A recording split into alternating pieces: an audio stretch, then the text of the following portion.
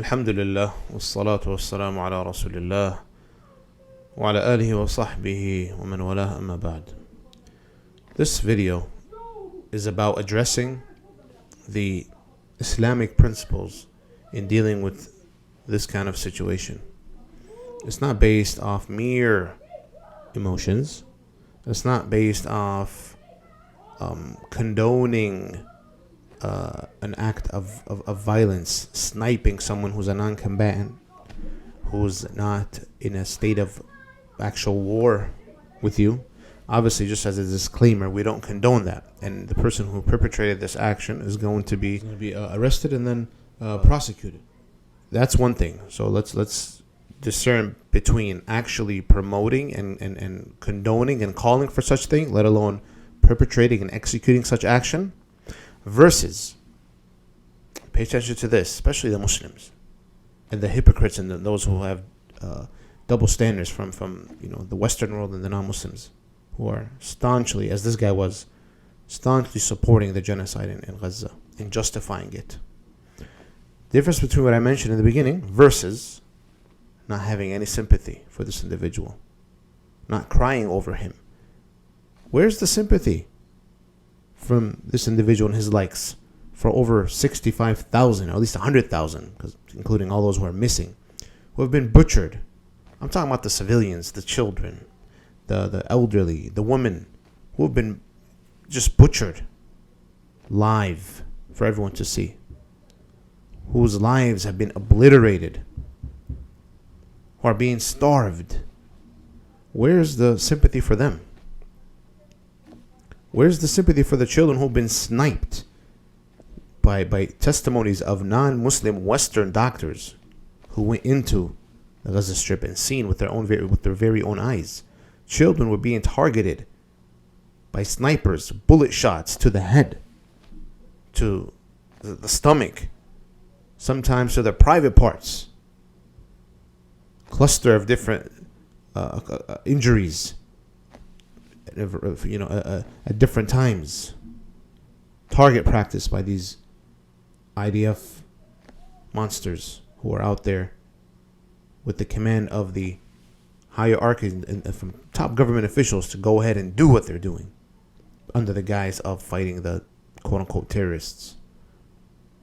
Where's the condemnation? Why was this individual and his likes, who are currently still staunch supporters of the war criminal Netanyahu and his likes and his fascist government, you want us to have sympathy for someone like that? Like I said, we don't call for this kind of action. But at the same time, if it happens, we remember the thousands of innocent Palestinian Muslims who were slaughtered and butchered by the government whom this individual was supporting and aiding and cheering on. And he was also a staunch enemy of Islam and the Muslims. This individual was an enemy of Islam and the Muslims, and he was open about it, propagating it on different platforms. Tayyib. Now, for the wishy-washy, watered-down, empathetic or sympathetic Muslims who are showing or who are displaying their sympathy towards that, such as one of them, and I'll call him out by his name, Sneeko. This guy Sneeko was endorsed by some brothers, sadly, and embraced, and they should come out and at least free themselves from that statement, if not from him himself. But comes out and says R.I.P., rest in peace, to this vicious enemy of Islam and the Muslims, and who was supporting all along this genocide taking place. How do you come out and say rest in peace? Where's your wala and bara? Where's your firmness upon the principles that you claim to be calling to? This doesn't make sense. Wallahu musta'an. So don't take these people as role models, ya ikhwah. Not every celebrity who embraces Islam is put on a pedestal. First, they have to cleanse themselves from we're happy, no doubt about it, when someone accepts Islam, but genuinely accepting Islam and adhering to it, also in learning, seeking knowledge, cleansing themselves of the ways of their Jahiliyyah days, and nurturing themselves with proper Islamic knowledge. Solidified strong aqeedah with sound knowledge, and then they are given platforms after that. once they seek knowledge and learn, and then speak based on ilm and knowledge, not based on ignorance. So, Muslims, once again, every time someone comes out and dies, or from the people of disbelief, you find some sympathetic Muslims, soft-hearted, coming out and saying R.I.P. or just displaying sympathy one way or another, when these individuals had hearts like rocks when it came to the children of the Muslims being blown up, blown into pieces, and starved, and became like skeletons. So, say it how it is. I'll say the disclaimer once again, so no one takes this speech out of context. We don't condone this kind of action, sniping a non-combatant individual and killing him. No, but if it happened, don't expect any sympathy from us. So, it is what it is. Allahu musta'an.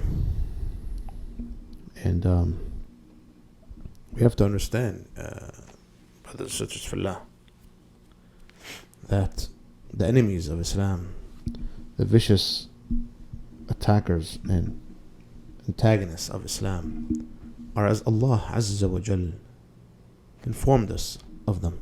They are like that. As He said subhanahu wa ta'ala, قَدْ بَدَتِ الْبَغْضَاءُ مِنْ أَفْوَاهِهِمْ وَمَا تُخْفِي صُدُورُهُمْ أَكْبَرُ. Hate and animosity has come out and become clear and apparent from their speech, and what their hearts conceal is even worse. You have people online and staunch Zionist supporters saying if he had a button to wipe out the entire Gaza Strip, he would do so, disregarding children, women, knows no innocence in Gaza.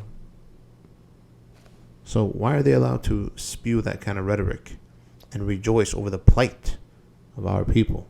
But when it comes to someone of their staunch supporters being, demising, and we show no sympathy. In fact, we say, it is what it is, not condoning and calling for anything like that.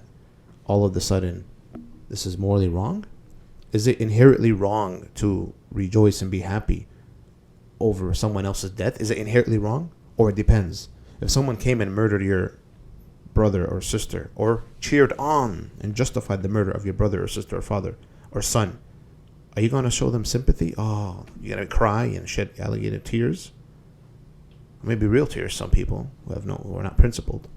Or are you going to be rejoiced? You're going to feel a sense of relief, or at least not come out and display any kind of sympathy. Allahu musta'an. May Allah Azza wa Jal make us from those who listen to the speech and follow the best of it and understand our religion properly. And we ask Him Azza wa Jal to relieve what brothers and sisters in Gaza are going through, and the Muslims everywhere. We are people who don't call for indiscriminate violence. We are people who live in a pragmatic society. We have Muslims. In America, I was born and raised in this country for the most part of my life. You have Muslims, you have Christians, you have Jews. Even within Muslims, you have sect, you have the Shia, you have the Sunnis. What are you going to do? Go around and spew this kind of rhetoric against one each other, or act in a violent way? No. Because we have to pragmatically understand that this is not the context for it. So we live our lives, we call to Allah Azza wa Jal, we propagate Islam properly, in a clear, unfiltered, pristine manner, unapologetically, and being wise also, given the circumstances that we're in and the situation that we're in and all that. At the same time, we're not people who you can bully and push around and support the killing of our people while we just sit back and have nothing to say and zip our mouth. No, that's not how it works. وصلى الله وسلم على نبينا محمد.